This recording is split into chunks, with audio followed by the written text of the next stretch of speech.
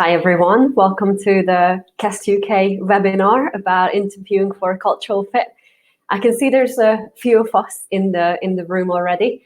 If you don't mind just doing a little bit of an introduction, popping in a name or where you're listening to me from at the moment, that would be great to see for me as well, just to have an idea of who we got on. We got our chat function on the side, so feel free just to type in there. It will just give me an idea to see who have we got on our webinar. So what we're going to talk about today is interviewing for cultural fit. It seems to be that it's became a bit of a buzzword in the world of recruitment and in general in the world of HR. You hear it that people definitely recognize that this is something that's really important to get right. But you also kind of see that there's still a lot of companies that struggle with actually getting it right and actually understanding what does that mean to really interview for cultural fit. So this is what we're going to try to help you with today, just to give you a couple of ideas, tips and tricks, because it can be something that can be quite costly for a company. I looked at a lot of data with the CIPD, and what you can see a lot of times people leave their jobs because of the company culture, because something it's not quite the right fit for them. So you can become very proactive if you get this right in your interview process, and just save a lot of money for your company and ensure that the people that you're onboarding and your new staff members staying with your company longer, which I think would be a very nice thing to have, and I'm sure you can all use that. Thank you. Hi, John, and hi, Priya. It's nice to see you guys. So hopefully I can give you some advice and a little bit of ideas on how to do this. A little bit of introduction to me. I'm the Learning and Development Manager for Quest UK. So I have been involved with really understanding and digging deep with our own company culture and putting it into practice of how we can use it in our own interview process. Hello, Christine. Good morning to you as well. I also worked for a company as an interviewer where we dealt with cultural exchange programs. I probably interviewed just close to 2,000 people when it comes to it.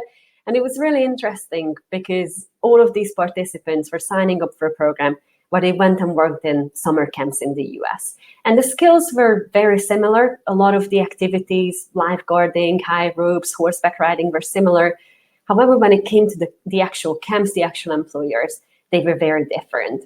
So a big part of my job was to really get to know our employers, really understand their summer camps, to be able to explain that then to our participants and then find the best summer camp for them. So when they go away and spend 3 months in the US wilderness, we can make sure that they are in a safe and in a great environment that really suits them. So that's kind of a little bit on my background. If you have any questions during the webinar, feel free to ask me away. It's probably going to be about a half an hour. I got a couple of topics to cover. Again, if you got any questions, just ask me in the middle. We're also going to have a Q&A session at the end. If there's any technical issues, anything you're experiencing, I got Ben giving me a bit of a backup here. So he's going to be answering your questions as the time goes on as well. So let's get started. One of the main things for me is, what is even company culture? Something that I hear from people when they're trying to recruit into their teams, that, I need someone who fits with my company culture. I need someone who's really a good fit for us. But when I pose the question, well, how would you describe your company culture? A lot of times the answer that I get, I don't really know. We don't really describe it. We don't really know how to get around it. But I just know, I just have this gut feeling. I just know what fits with us. And while gut feeling is a really good thing to have, and it can be really useful, having a more proactive and more set approach can just ensure that you're running a really fair and really proactive interview process. So one of the first things I always recommend for people is having a really good understanding of what is your company culture and how would you articulate that to someone new. Another thing I hear from people is, we don't really have a company culture. We don't have things on the wall. We don't have a set vision, mission, or values at this moment. But it's something that, and I hate to break it for people, but everybody has a company culture.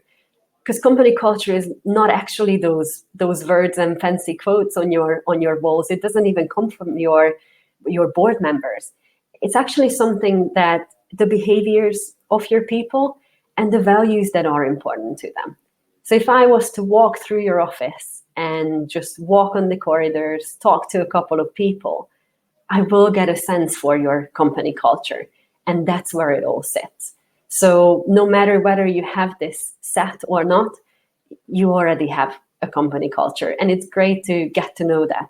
And also, if you do have things in writing, and if you do have things on the wall and something that's, set out, it's really good to check that is that the reality? Is that what we consistently have in the company?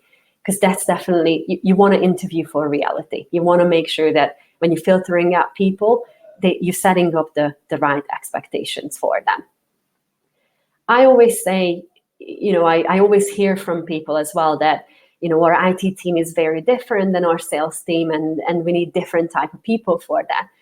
And there's nothing wrong with that. However, when it comes to the purpose and the values of your company, that should be something that everybody can align to. That shouldn't be different from department to department. Because if you find a purpose that's important to everyone and everybody works towards that in your company and you all align to the same values, that's when you see real company success. That's when you can really filter out people, but also understand, and bring those people in that will add to that company culture. So it's something that's, important to make sure everybody's aligned to it. I'll give you an example. Here at Cast UK, one of our values is that okay is not okay. We always go the extra mile. And that's something that you can see throughout all of our departments. So if you look at our recruitment consultants or our salespeople, they go and meet our clients all the time, and not just when they have jobs on, but they believe in building long-term lasting relationships. So they're going to go out of their way to come and get to know you. But it's also something that our marketing team does. A couple of weeks ago, we just ran a full in-house conference for us. That's not something that all the companies do. And it was, done by our marketing team. We've had loads of things for that. So that's, again, just shows that they align with those values. And personally, me in L&D, that's something I definitely live by. It also aligns with my own personal values. And it's something that I do in my department, make sure that I go the extra mile for the people that we have in the company. So when it comes to company culture, you need to make sure that you get a real sense of it. You know what your company culture is. Make sure that everybody's aligned to it. And it's something that everybody can be aligned to. A couple of misunderstanding around cultural fit that I also see is, what is culture fit and personality fit, but also what is culture add and diversity. A lot of times people kind of translate cultural fit into, well, everybody needs to be the same, or everybody needs to represent the same things. And that's definitely not the case. I always say if you have two people in your organization who agree on every single thing, then probably one of them is unnecessary. You want to make sure that there is a healthy debate, there's a healthy challenge in your company, because that's when you can go really far. You want to make sure that when you're interviewing for cultural fit, you're not actually hurting the diversity of your company, because there's loads of studies on this, that having a more diverse culture actually going to give you higher performance and better performance and the better company to be. So it's just making sure that you're really clear on that. Being a good cultural fit doesn't mean that you have to be like me. And it also doesn't mean that you have to have, everybody needs to have the same type of personality, because that won't give you the best company, and you won't build the best company if you just have that. I love using the metaphor of an orchestra, especially when it comes to company cultures, and also understanding what company culture means to different people. If you're a managing director, if you're someone in charge of a company, you're probably sitting where the conductor is sitting. So somewhere in the middle, you kind of see everything. You have a really good idea of what's going on in the company. But you need to think about, and what does that music sound like from the other different seats? So the person who leads all the violin players, the person who are in the back, and all your bass players. What does the company culture look like from their perspective? So it's really important to think about as well when you're hiring someone into a team. Understand the culture of not just the company, but the culture of the team as well. Because it's going to be just as important, because that's going to be the reality, and that's going to be the everyday of the people that are coming in. Another really interesting topic at the moment is neurodiversity.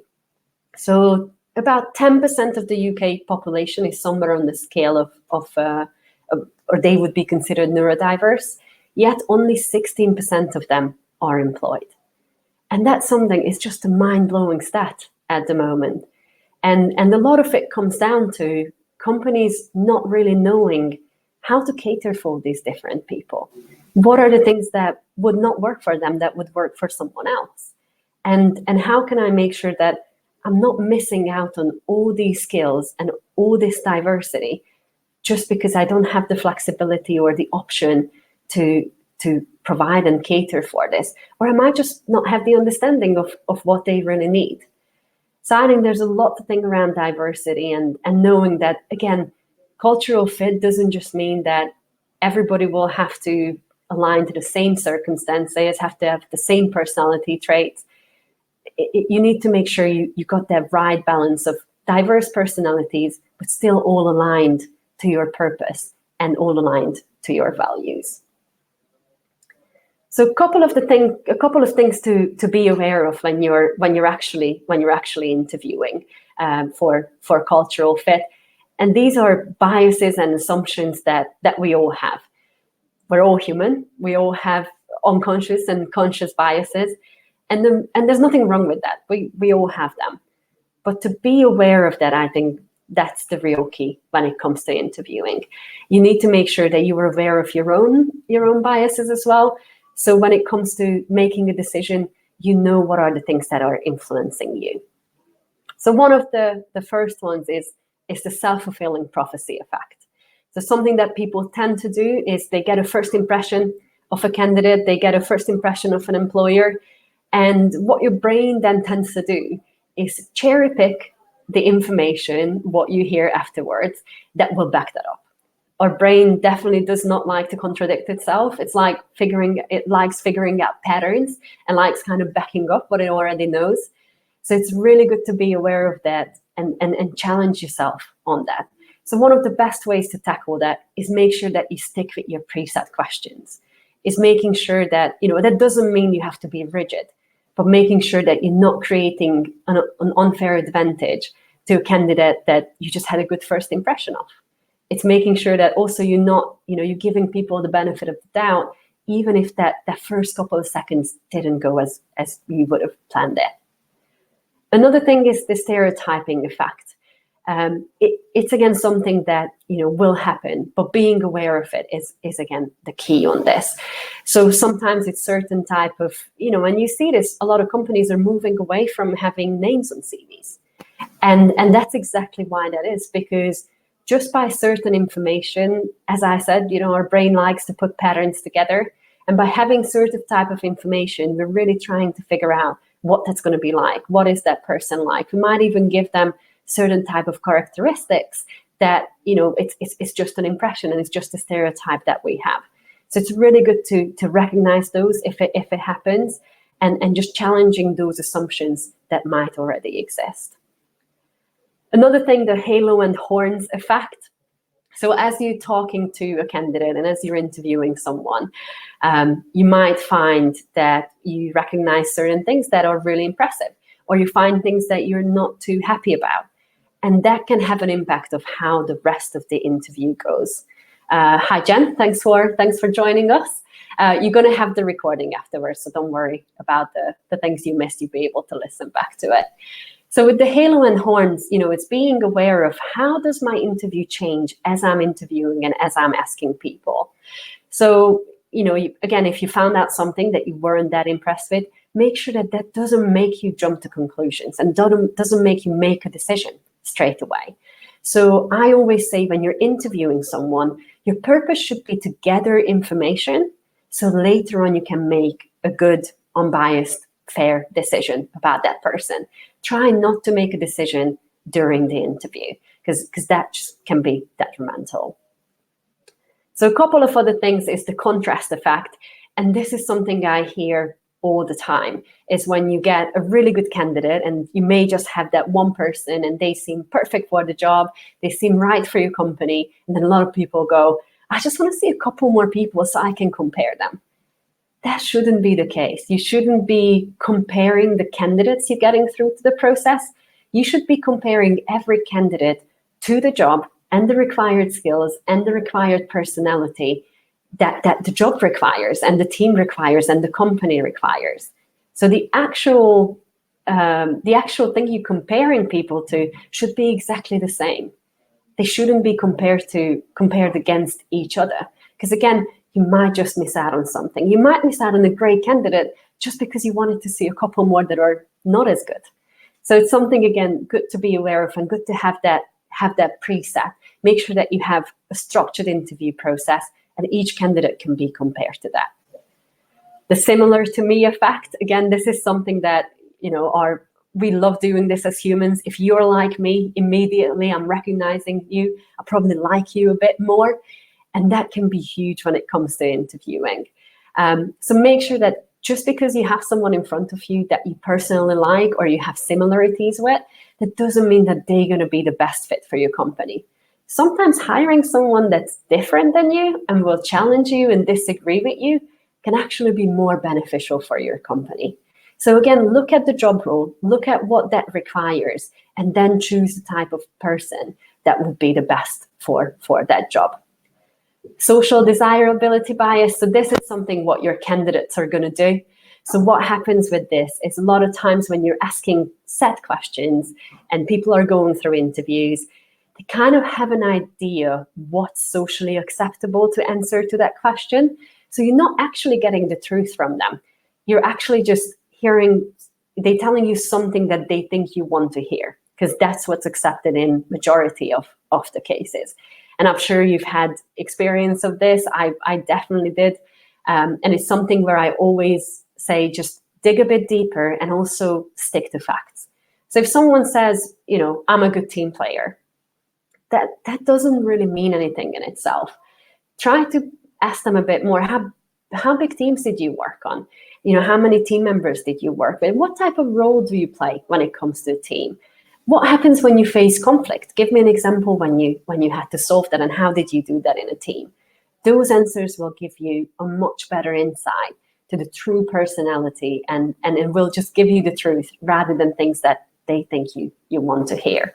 So it's really good to be aware of these. Again, I always say challenge your assumptions and challenge your candidates and dig a bit deeper. Don't take things face value if you really want to know the truth about their personality.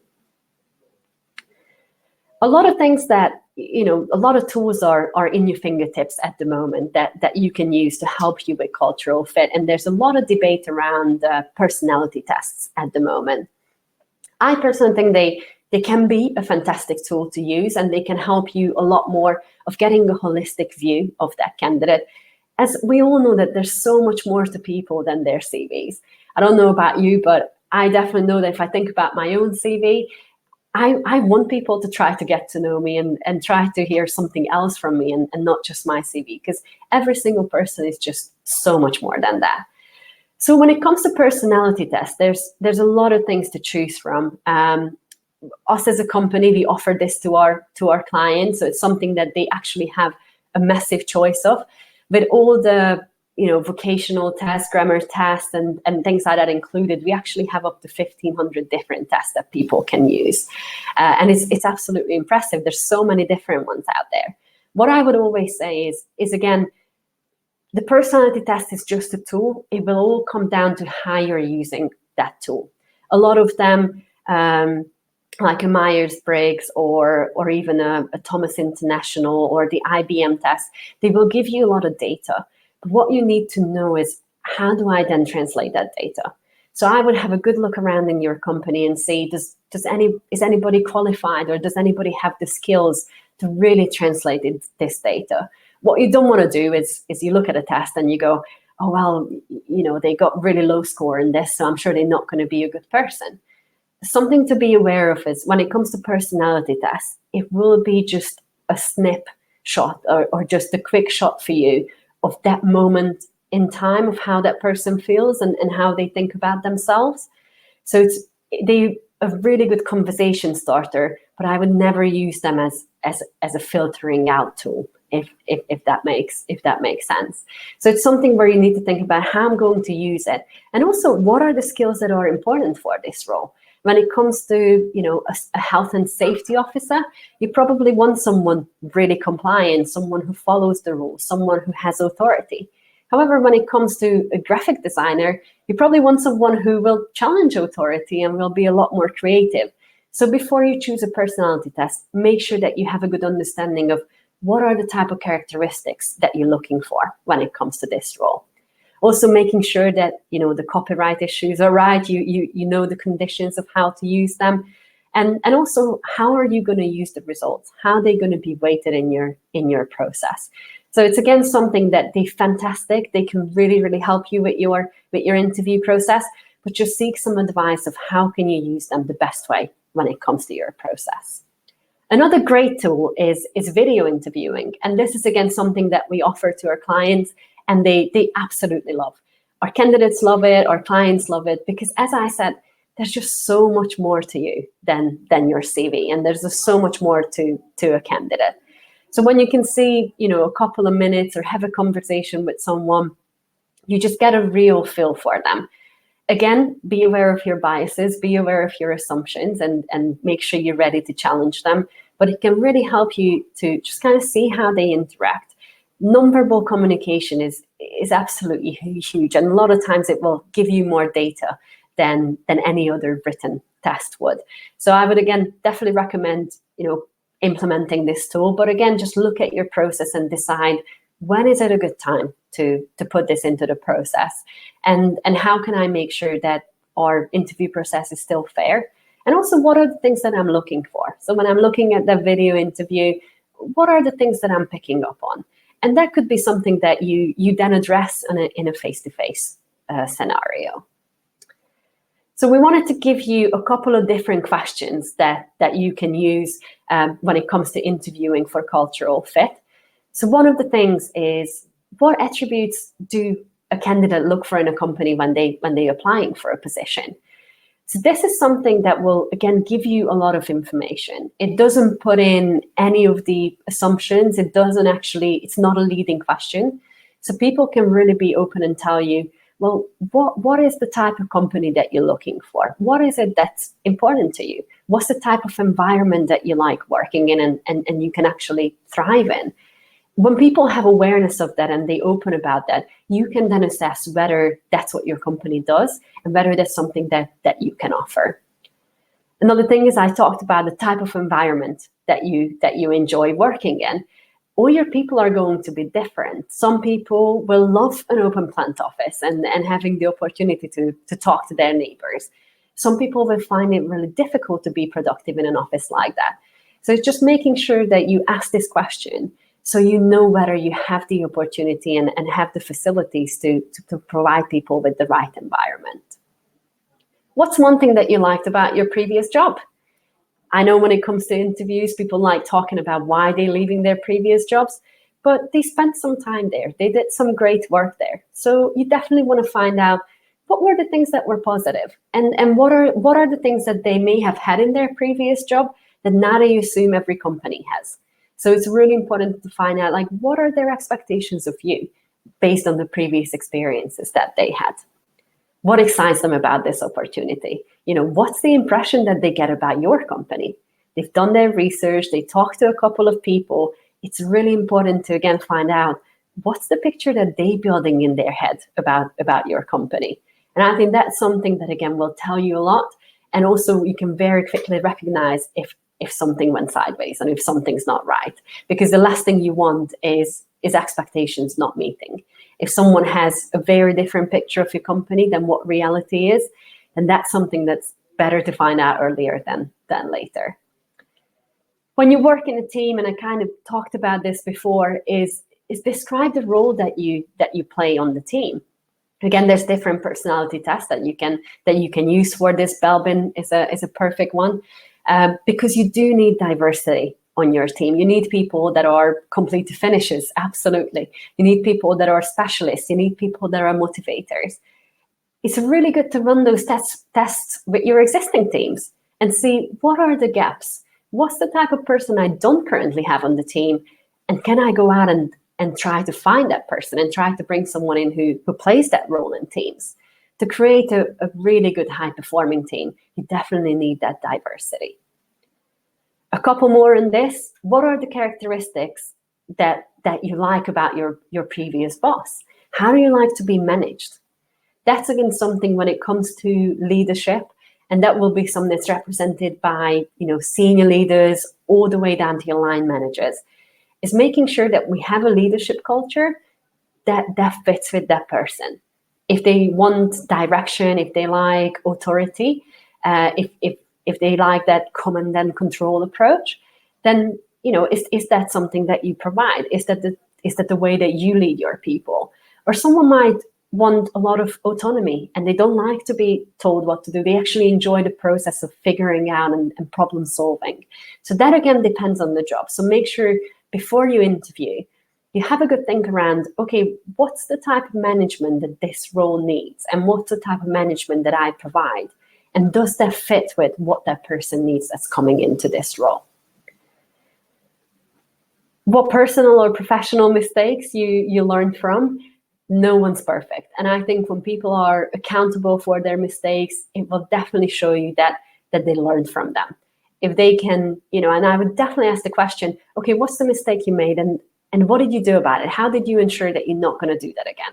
Because you definitely don't want a person that just keeps making the same mistake. But you also don't want someone who just says, I've never made any mistakes in my life. You want a good balance of that. You want people that can evaluate their own performance, that understand their own performance, and can also think about what they're going to do about it differently and how are they going to make sure that they constantly improve in. What do you hope to achieve and gain from this opportunity as a job? Long gone the days when people are interviewing for a job with the views of being there for 40, 50 years and getting those long service awards. They look at it as an opportunity. So it's really good to openly discuss that in the beginning. Why are you interested about this opportunity? What do you hope to gain from this? How does it fit in with your career? I want to ask about, where are you hoping to be in 5 years or 10 years? Because let's be honest, that's a really difficult one to answer, especially when I'm just going into a new job. But people do have an idea of their career and where they got to so far and kind of what they're aiming for. So I wouldn't ask for specific plans, but I would ask for, why is this the best next step in your career? So that's kind of a couple of questions that you can use and you can fit in, and a bit of idea around, how you can interview for cultural fit. I think the main things for me is being aware of your culture, understanding what the reality of your culture is, being aware of your own assumptions and making sure that they don't get in the way when you're interviewing for cultural fit, and also digging deep and really getting to know your candidates that are applying for this job. So I'm wondering if you got any questions for me? Gonna wait until there's a bit of typing going on.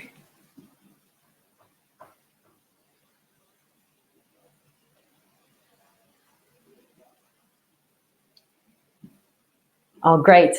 Myers-Briggs personality test. I was hoping this would come up because there's a lot of debates about Myers-Briggs.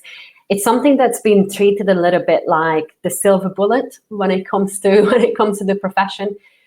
I still think it's a great tool. You got to be careful with it because it's not as scientific as some of the other tests.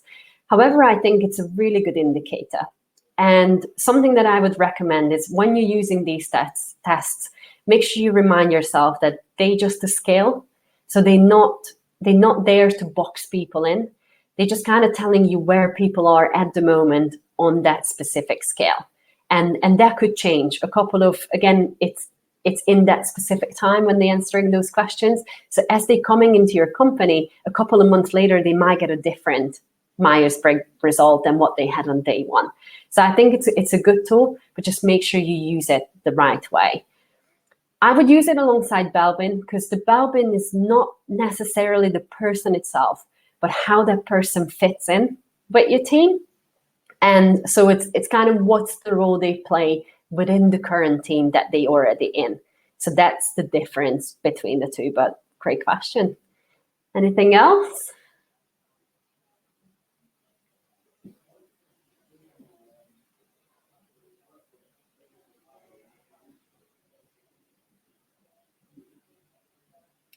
So the question is, when interviewing, do you believe cultural fit is more important than skill fit? You can train skills, but it's hard to train culture. I think absolutely. When it comes to cultural fit, I think it's something that can really make or break that person's career when they come into your company. Because as you said, the skills depend. There's some sort of jobs out there where you have to have a specific skill. So I don't know, if you're a nuclear engineer, then you have to have certain skills, certain qualifications. But I think when it comes to cultural fit and how people behave, that can have a massive impact on your team. So I'll just give you an example when it comes to especially your managers. If you hire a manager in that doesn't align with your purpose, doesn't align with your values, you might have a whole team leave. You might lose 5-10 people, and that can have a huge impact on your company. So I think having the right behaviors, making sure that people are aligned with your values is absolutely key, and probably more important than the skills that you can teach. Because it's also, you might have people that are really high performing, really highly skilled, but if they're not doing the right behaviors and you accept that, that will give permission for other people to not follow the right behaviors. And that will just completely break your company culture. So I hope that answers your question, Jen. So another question here, when you refer to preset questions, is this a pre-screen with candidates and also interview questions for hiring managers?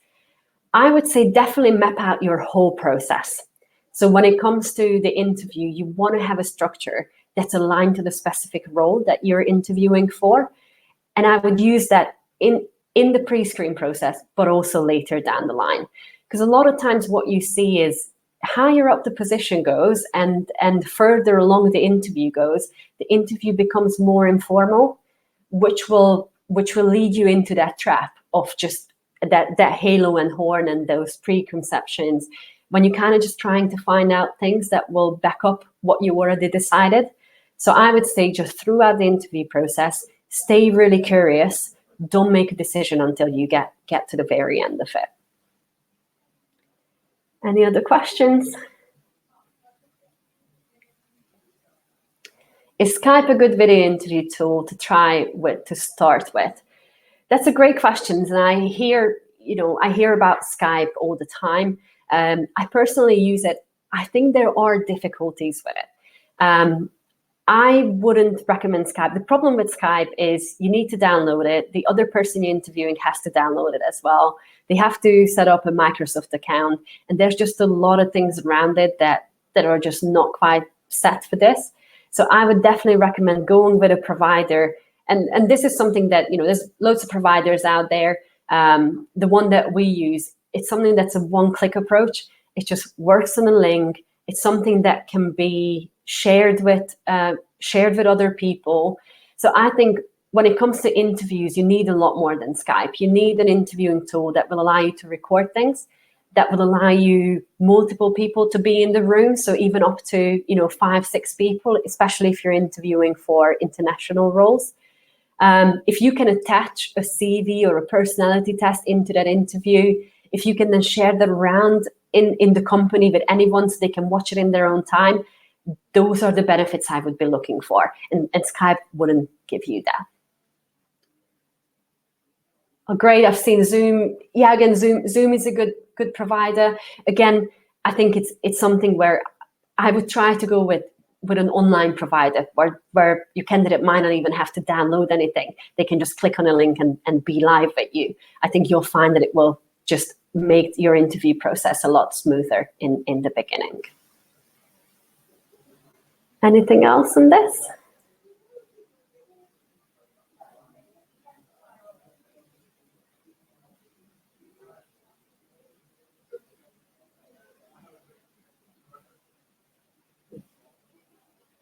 Okay, great.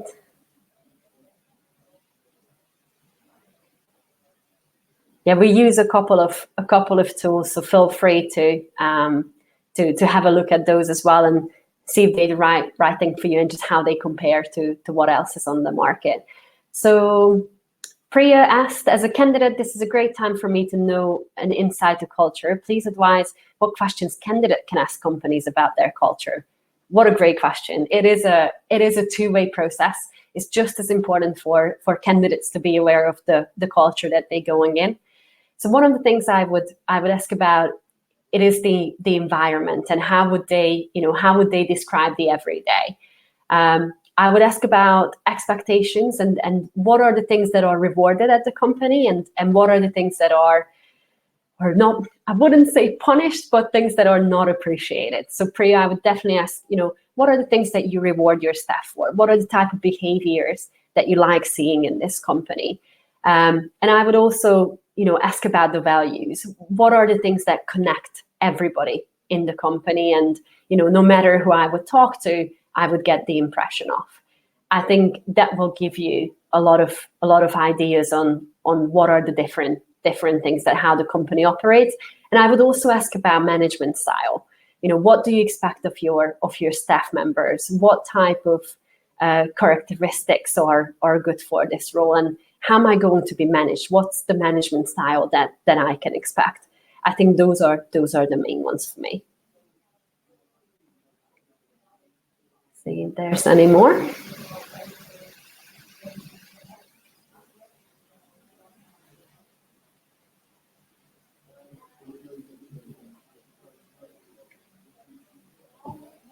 No? How would you manage bad reviews about your company and reflect the true culture fit without sounding too defensive? Thanks for that question, May. I'm sure we've all gone through our own company's Glassdoor reviews. I think what's important is, first of all, to address them. I would never ignore a bad review. I would always respond to it, because I think that's something that just shows that as a company, you're happy to stand up to what you represent.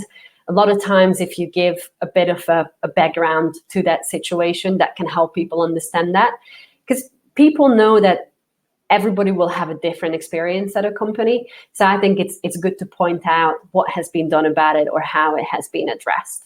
And I think without being defensive, I think a lot of times, what people want to hear is not what has gone wrong, but how are you addressing it and what are you doing about it?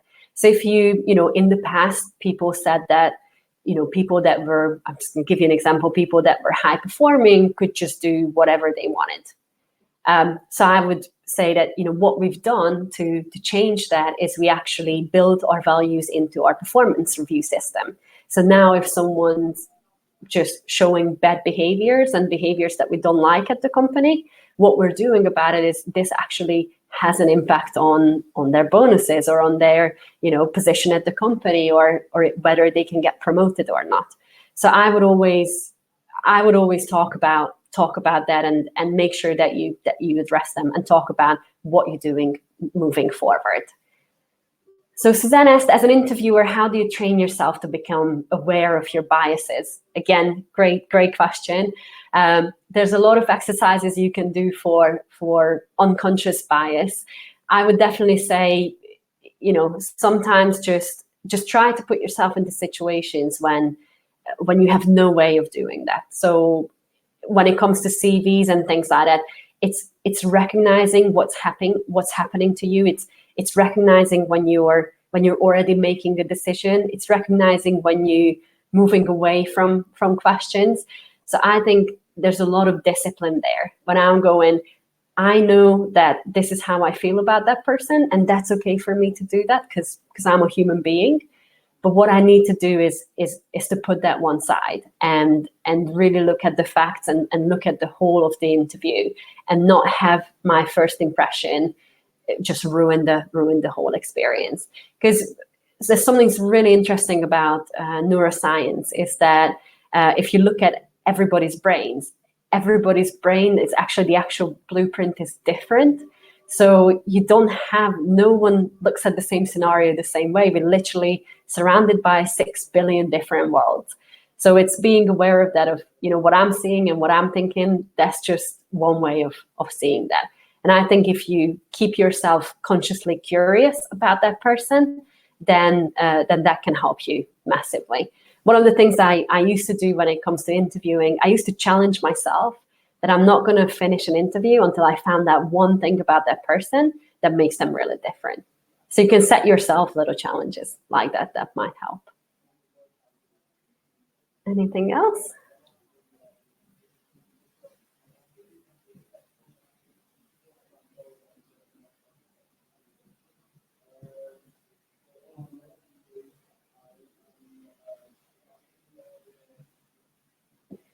Great. I think these were the questions.